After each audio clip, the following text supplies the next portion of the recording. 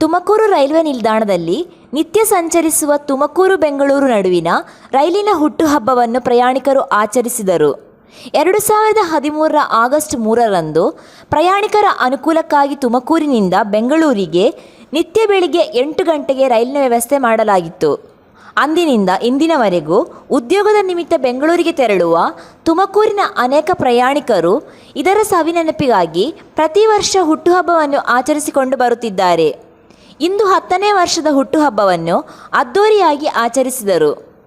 ಬೆಂಗಳೂರಿಗೆ ಸಂಚರಿಸುವ ರೈಲಿಗೆ ತಳಿರು ತೋರಣಗಳನ್ನು ಕಟ್ಟಿ ಹೂಗಳಿಂದ ಸಿಂಗರಿಸಿದ್ದರು.